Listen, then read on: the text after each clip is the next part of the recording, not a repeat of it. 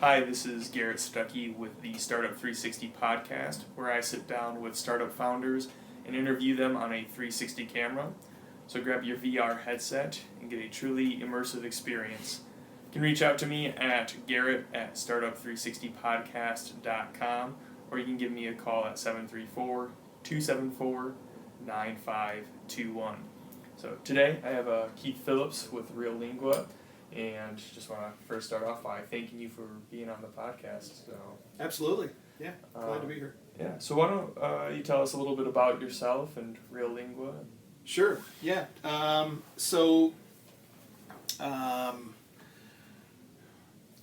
briefly, I grew up on the south side of Chicago, and one of four kids. One of my parents taught French at a magnet school, so K through 8. So my siblings and I grew up with, obviously, English, but then French was just kind of around, and even more than that, it kind of all around. On the south side of Chicago, you're not really speaking a whole lot of French when you're outside of the house in that situation. So it was kind of, and we weren't really conscious of it, but it was kind of just in the family and in the house. Fast forward to high school, I jumped in the line with all my friends that were signing up to take Spanish. And so by about the time I was 15, I had, in differing capacities, about 3 languages bouncing around my head, which I didn't mind. I kind of liked, and I found I liked to learn languages. And so fast forward to university, I was able to test out of some French and some Spanish, and I thought, I like learning. I like the experience of helping other people do things, and so let me try teaching. And so that's what I did. I got an undergrad degree in foreign language education and Spanish, and then a French minor. And that was secondary ed, and I tried that for a while. And I went into, right after college, went into some other areas. I used my language for things like the hotel industry and working with the federal government. And those were short stints, and then I went back to grad school because I thought, I think there might still be something in the whole teaching thing for me. Okay. So I got a grad degree in, it's essentially applied linguistics, second language learning, and Spanish as a vehicle for that. And that kind of kicked off my college teaching career. I liked the experience of helping people almost right from the beginning of their language learning experience. And obviously that's not everybody, but as a grad student, I got to teach as part of my experience, so that was fun and a great experience. And I wanted to continue to kind of do that and just focus on teaching. So community college was a great opportunity to do that. And so I did that for the next 20 years. Okay. I had a blast, loved teaching. Yep. Every time I stepped in the classroom. Eventually I started doing some online teaching, and that was a great experience as well.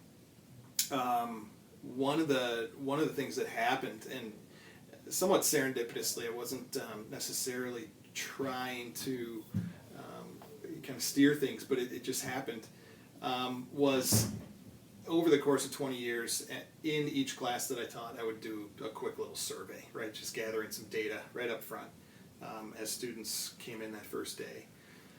It's typical things like name and contact info, but then also how much language have you had, and these other kind of data points. And then kind of check in throughout the semester, right? Each and every semester. And what I found was, by and large, people, they're self-selecting to be in a language class, and so they want to be there. They're enjoying it for the most part. But I would get one bit of feedback over and over, and it boiled down to, I like this. A student telling me, I like learning the language, I like studying it, but I feel like, and I knew it was coming, they would say, I feel like I can't speak it.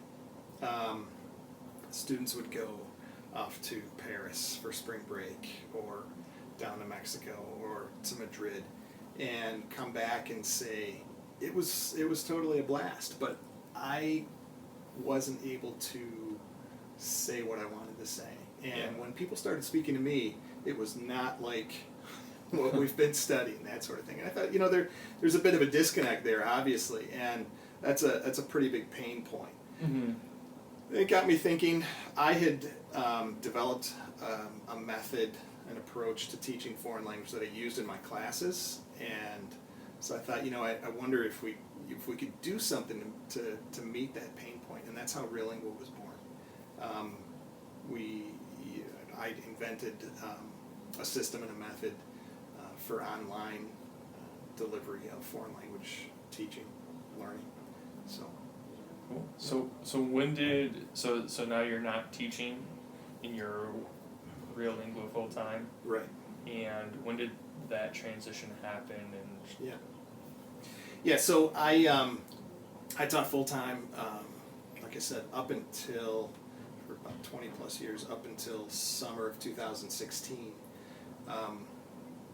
In summer of 2016, and it's a big decision. So yep. I get everybody involved. My wife primarily, and we made some pretty significant lifestyle adjustments, and decided, okay, gonna go at this full time. Part of that process was, I think there was some emotion to leave teaching in that whole cycle, because you really get into a rhythm, and anybody who's ever been a student knows, right? So you got the fall comes around, and then so you get in those rhythms, and so that for me was something to get used to, not having that, right? So now I'm not doing that. The other thing was, and some of it's a bit of a mental game. The other thing was, okay, entrepreneur is almost euphemistic for, okay, at first not taking a salary. Yeah. And for many people, and not for all. But in my case, definitely was true. So wrapping my mind around that. And then from there, just making a plan, what does this look like? So I've got an idea of how I think we could do language learning better to meet that I want to be able to speak this language pain point. How do we translate that? What do we do in practical terms? And so that took a little while to figure out, and work that out. But then once we were able to work some of those pieces out, then it's the next challenge. You're on to we got to build out the app, and what do we do there? Do we go native mobile? Do we go dynamic web app, cloud-based? Do we do both at the same time? So we, seeking advice and that. And so we're now at the point where we've got our first product out, and that's been out in beta for a bit. We've got about 300 users giving us really good feedback, so. Nice. Okay. So now, what does your team look like? Because you keep saying we. Right. So, I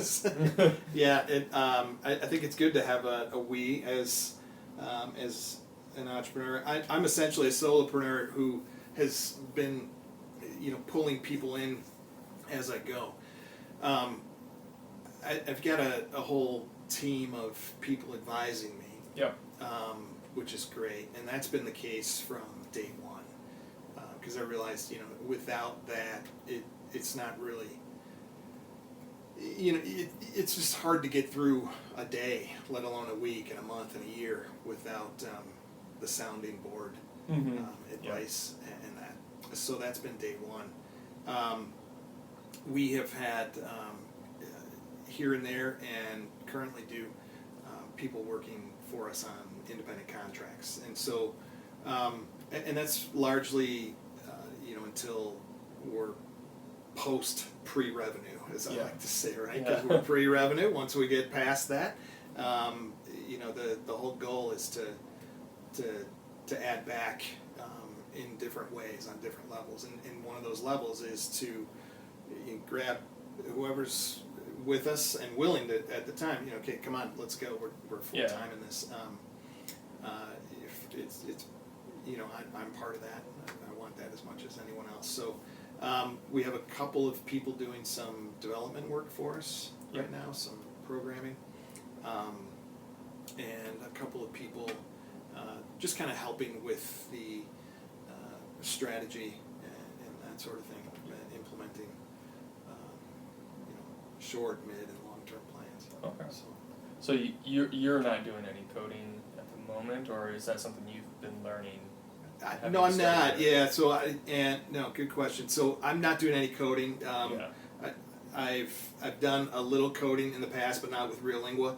I think I know enough to know about myself to know that would not be a good use of my time.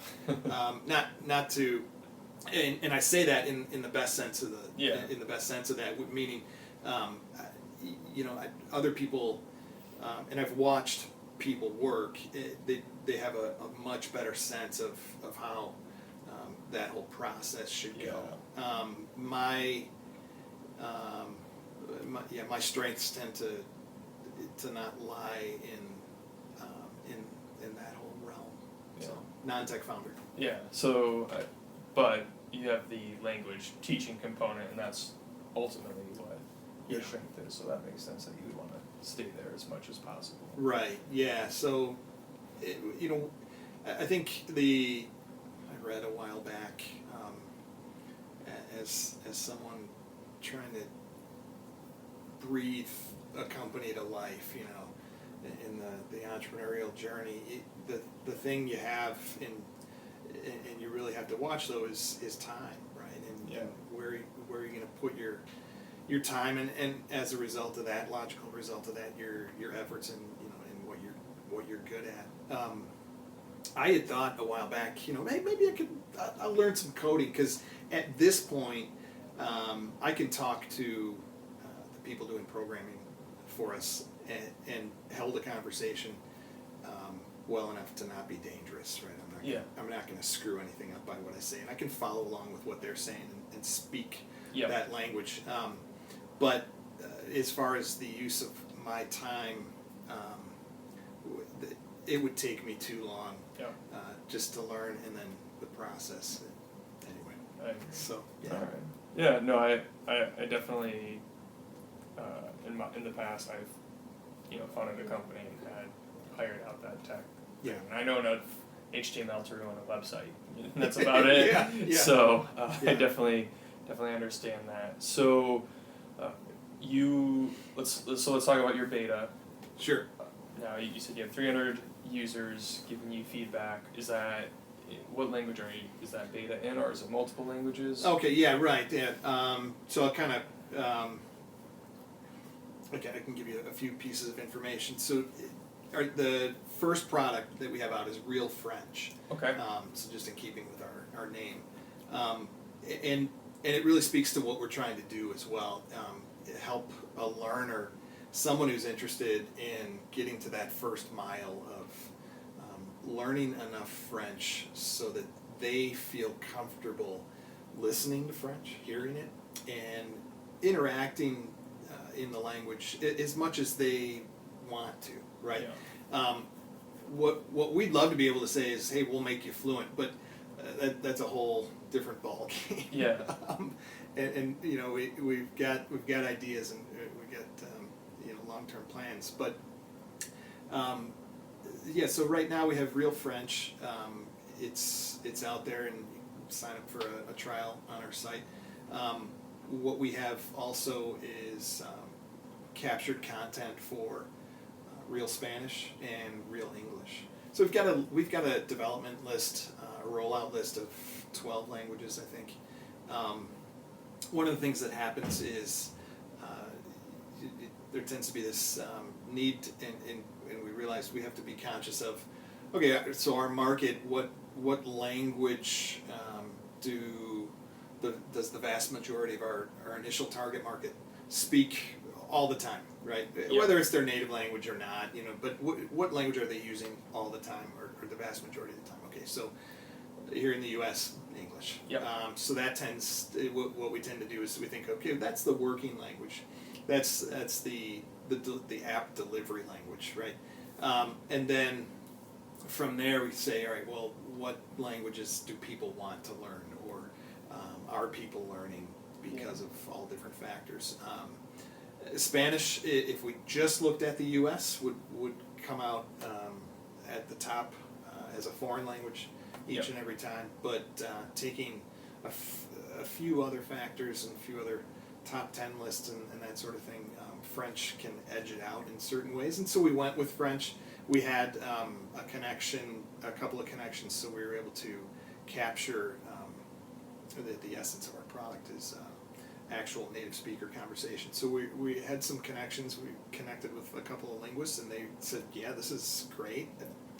Didn't know what to expect. You're trying to see what people think in all different ways, and they were super excited. So we thought, all right, let's go with French. But then soon after that, we were able to get Spanish in the can, so to speak. So right now, we're on track for release of Spanish and English in September. Oh, great. Yeah. So what's the working language on English? Yeah, right. So then it becomes and what we'd like to do is, even with French, right, and Spanish, is have and other companies do this, and it's logical, is have working language options, right? Yeah. So if English is not a language you're super comfortable with, well, why can't you use Russian as a working language to learn French with realLINGUA? Of course, yeah, that makes total sense. So the working language with English will be largely dictated by, we've got a couple of potential first customers and their needs. Most likely what we'll do is pilot something in English where the working language will be French. Okay. And there's a couple of factors there, but most likely. Now,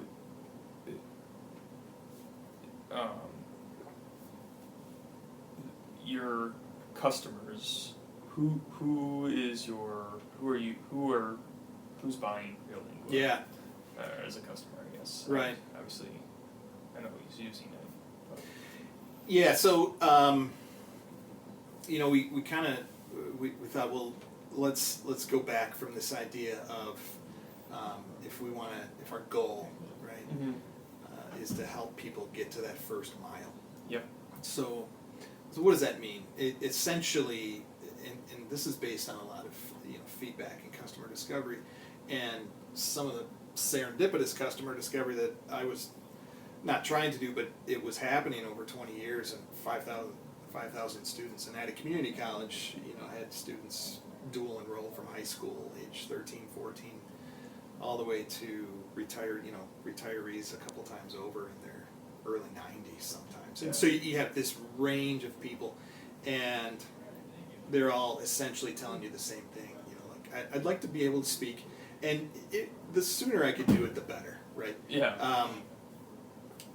What we learned early on was that telling people, yeah, you can definitely learn this language, but here's the investment of time, right? So semesters or years, or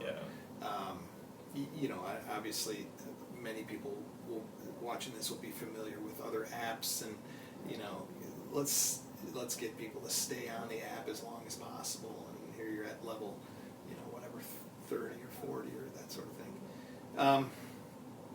So the time becomes a factor, and efficiency becomes a factor as well. So what we're trying to do is not necessarily teach people everything about a language. It turns out that what we did was we looked at, well, how do people learn their first, what for everybody happens to be a foreign language. When you first learn a language, it's foreign to you. How do people, what's that like? And it turns out that one of the things that happens is that things are just said to a young person, right, a baby, maybe a toddler. And there are certain things they're just said over and over and over, and this happens in pretty much all languages on the planet, where you have a certain body, a certain number of words that are used all the time. So there's, for example, in French, there's the top 1,000 most used words in French, and so we thought, well, that's interesting. What if we could do something where we could capture native speaker conversations and get it real close to that? And we thought, well, okay, we'll try to hit maybe 60%, right? Okay. So we did 4 hours of conversation capture with our linguists. We have some guidelines, but we don't filter it, we don't sterilize it, sanitize it, anything like that. We took random 50 to 60 second snippets, right? So it was me. I just went through in Audacity and grabbed things, and then you do a couple of things, run it through a processor that gives you all the words used, compare that to the top 1,000 most used words, and so we get like 85, 86, 87% in a random 50-second snippet. And so then we said, all right, well, we think we got something here. Do 16 lessons, and it holds true. It's about 85% of the top 1,000 most used words in French, in real French. Yeah. In 16 lessons. And so what happens there is then the real exciting thing that happens is if you have the top 300 words in a language, for example, you read different things, but essentially you can kind of shoot down the middle, and it comes out to about, you can follow about 60% of everyday conversation, right? So you get, which is kind of mind-boggling. Yeah. And so that's nothing small. If you go to 800, 850, right? You're at about 75, 80% of everyday conversation. Now, are you fluent? No, but the interesting thing there is you didn't have to spend semesters or years learning this language.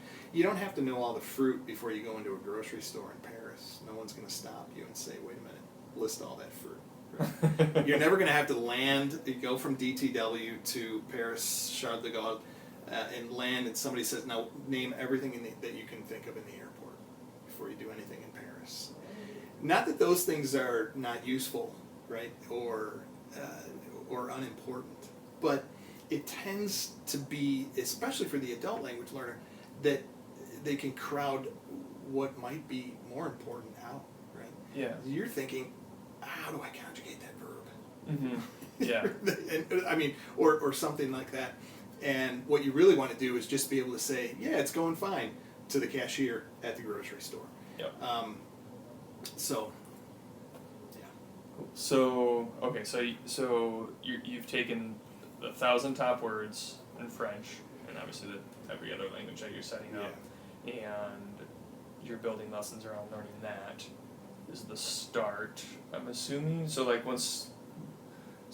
walk me through this. So I go through 16 lessons, right, and at the end of these 16 lessons, I at least should know those 1,000 words, or that's the idea that I've been exposed to them. Yeah. So for us, what we didn't want to do is, well, not that we didn't want to do it, but what we wanted to do is have some sort of benchmark, right? So we use the 1,000 most used words. I mean, you can go 2,000, 3,000, and then you get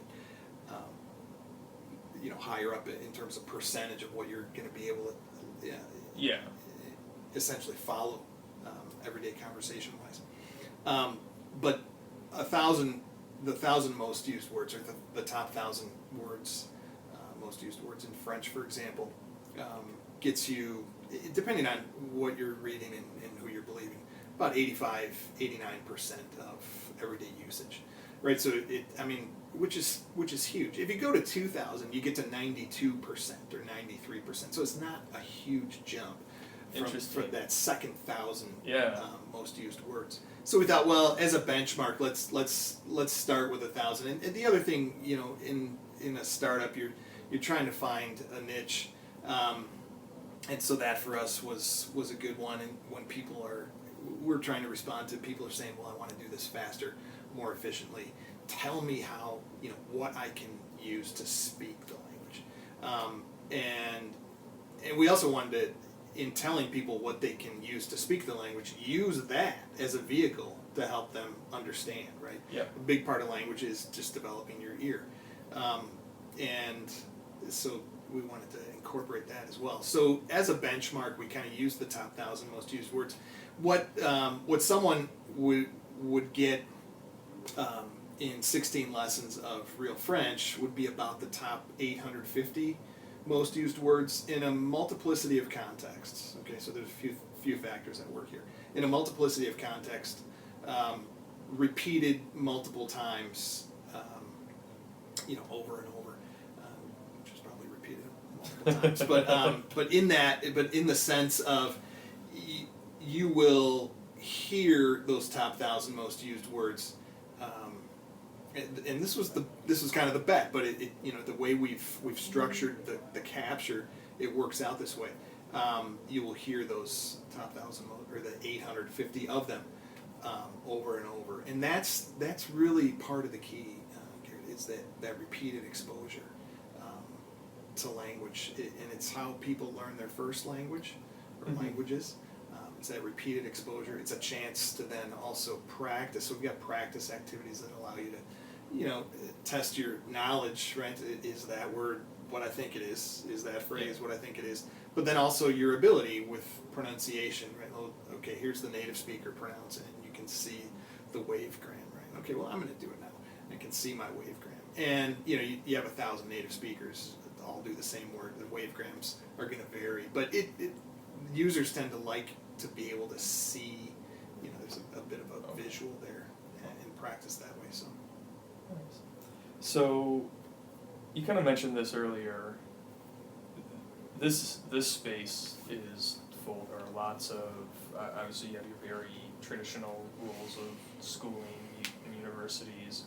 There are, all sorts of apps and things like that. What's different about you compared to your competitors, or how do you, I guess, it seems like you're also kind of an accessory to some of those methods as well. Yeah, right. Yeah, no, and that's good. I was going to lead with that. I'm glad you brought it up. So one of the things that we thought from the get-go is, so obviously we're hearing that there's a pain point, there's a need. Yeah. We think we could meet that. But we're not necessarily hearing that people are saying, well, I'm never going to use these other things over here, right? So I'm never going to take a class. I'm never going to use that app that I've been using, or that sort of thing, or the CD-ROM, right? If people still have that at home. So we thought, well, what might we do? And it's essentially that to get into this space, which is like you said, a bit crowded, and has a fair amount of players. To get into the space, we thought let's help people do what they want without telling people or asking them to abandon what they're currently doing or what they might have done in the past. So that, first of all, the advantages we see it is, for example, a student might say, well, yeah, I'm taking a class, right? Mm-hmm. And many times that's a requirement. Even if someone self-selects into a French class, there may have been a requirement to take a foreign language. Yes. Okay. But, so there's that requirement. We don't want to supplant or replace classes. That's being done very well.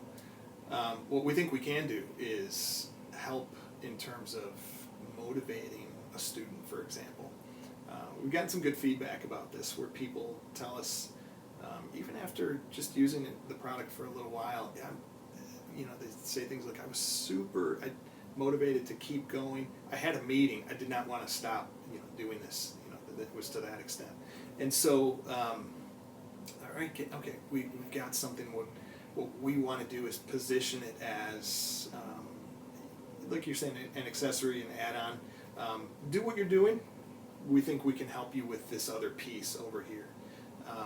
our product is not heavy grammar focused, although we're putting some things in place that are going to speak to that as well. It turns out you don't need to know a lot of grammar to start speaking a language, but it's not a bad thing to help a learner start getting a sense of how the language works, and that for most people would be grammar. We know we can do that without sitting people down and say, okay, here's your grammar lesson.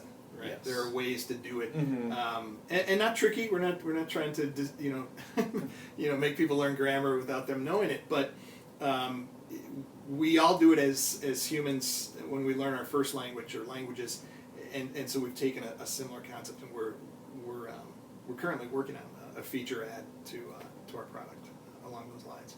So, yeah. Okay, so you're an accessory to other language learning, but I have to imagine there's some things that you pride yourself on as doing better than others. Yeah, right. So to get to your to the heart of your previous question. So here's the thing. What we thought was, well, we think we could do it better. But there are giants, there are behemoths, and some that have been around for a long time, and some that have not been around as long, but still, right, have seen a need and been able to get in the market and really have a ton of traction. So we get that. So to say, well, let's compete toe to toe, that is a strategy. It's not the one we wanted to adopt. Yeah. And so while right now we're happy being, try us in addition to what you're doing. We have plans and a strategy to have realLINGUA be what you do. Yeah. And part of that was what I was talking about a minute ago with the grammar practice feature add. What we think we do really well is, just to boil it down, is the expertise on foreign language learning. On our advisory board, we have, half of the 8 people, so 4 or 5 of the 8 people that have PhDs in second language learning or second language acquisition, and it turns out that is the pinnacle of what we're doing, right? To know what's happening in the field is within that, and so those people are advising us. My background is 2 degrees in foreign language education, like I mentioned. We know, because we can look at other companies,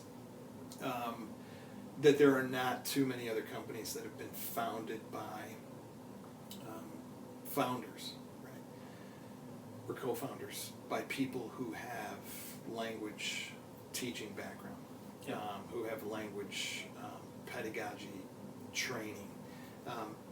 We think these things are super important when the customers are saying, we want to do this efficiently and quickly. And by the way, we don't want to pay a ton of money for it. Yeah. We want it to be affordable. When you start putting those things together, to have, and I think it's been a bit of an edge for us to have that expertise in language learning, and then to have the network, and part of that is our advisors, and then it goes out from there. The people that they're talking to. It really just informs everything we're doing, and so largely it's that, I would say, and then my experience having taught languages for the number of years that I did, it really has informed a lot of the decisions on where to steer the product and that too. So. Awesome. So you would say that you're expert language teachers over many of the other apps and programs that are out there as founders, at least. Right. Yeah, obviously, I'm not saying they're not bringing in people, right? Of course, I would totally expect it. and in fact, we know that is the case. Yeah, absolutely. That we wouldn't say that there's no expertise at at the other players in the space. I think one of the things that can happen, and we've seen it happen with current startups and even current established players in the space, is that and this happened. There's, and I won't get into exactly what company, but what can happen is somebody needs to learn a language, right? They're in an industry, maybe they're doing whatever they're doing in an industry, and they need to learn a language for their work, for their career.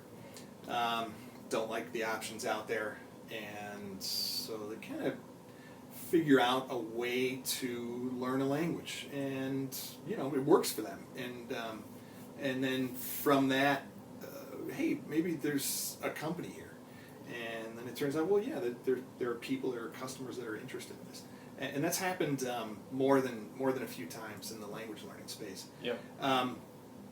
So, which is interesting. We think the other piece of that's really interesting to us is that most, I would almost say all of the players in the space have what we would call a real traditionalist approach to teaching foreign language.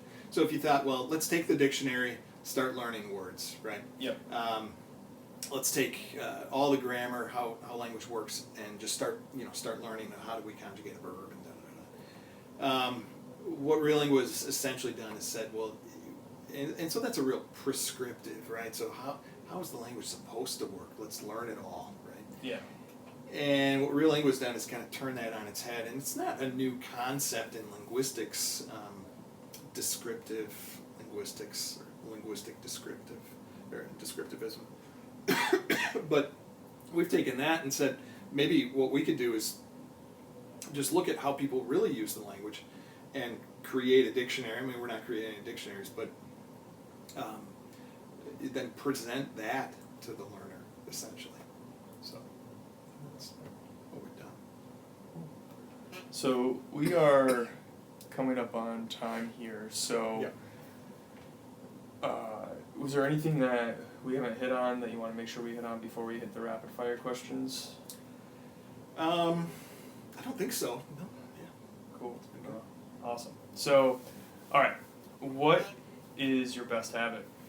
My best habit currently is, man, I did not do it this morning, but so it's bad. But I've been very consistent since the beginning of the year. Is making the bed. It sounds bizarre, right? And I know there's a book out about it. This sounds very militaristic, and I don't mean it to sound that way, and I don't do it for that reason. I just found for me it kind of sets the tone of my day, and it starts with that, but then giving some order to the rest of my day as well. So I've been doing that. Yeah, no, I've heard of that suggestion before. So I wake up before my wife, so I don't have to. Got it. All right. Flip side of that coin is, what is your worst habit, and how are you solving it? Yeah, probably my worst habit is not only it used to be the thinking and believing that I could do everything. Yep. I'm solving it, getting much better by so the thoughts still creep up, right? Well, I can do everything, but the believing, I've gotten rid of that notion, and I think that was back in 2016 when I started. That was a hard lesson to learn. Really had to get rid of that belief right away. Mm-hmm. And when I did, it things started to really open up, which was nice. So. Cool. My next question is, what is your advice to a high school graduate, college graduate, and a 50-year-old? Yeah, so I think high school graduate, I was thinking of this from my perspective. If I were giving my high school graduate self advice, I would just say, what that thing that you think, or those things that you think might be out of reach, you should go for that. Definitely go for it. You might not get all of it, right? But if you don't go for it, you won't know, right? Yeah. College graduate, I would say,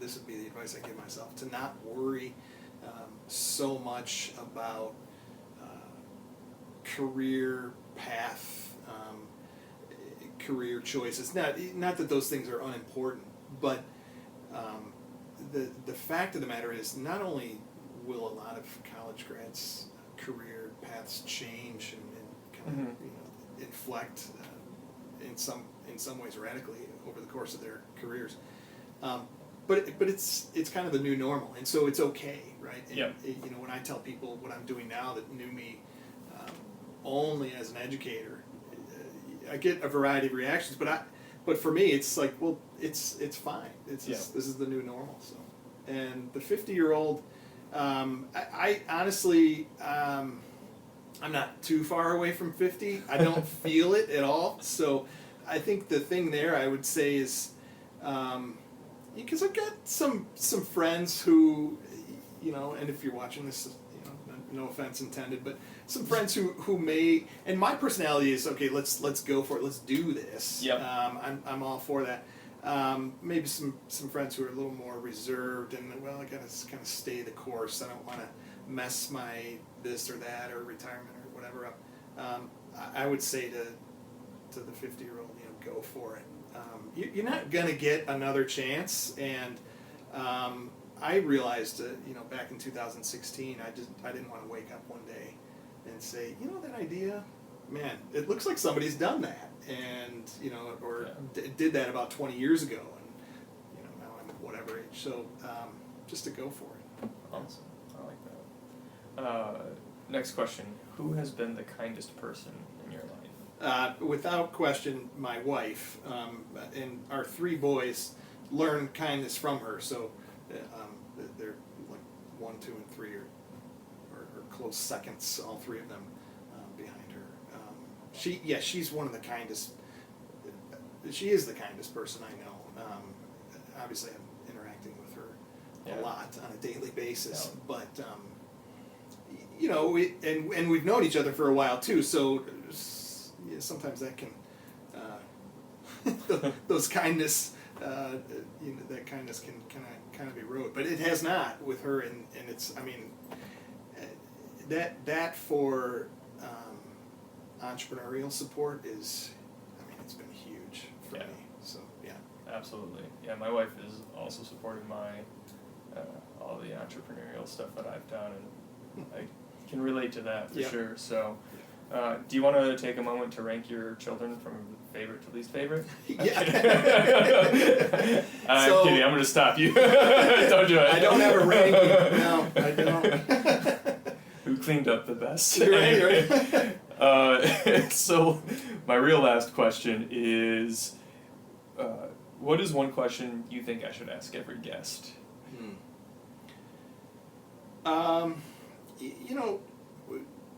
One of the things I've tried to start asking myself, and maybe it's not, maybe or definitely it's probably more rhetorical for for you and your guests, but one of the things I've tried to start asking myself is, what I'm about to do, is it going to be helpful, in some sort of capacity, and if it's not, is it absolutely necessary that I do it?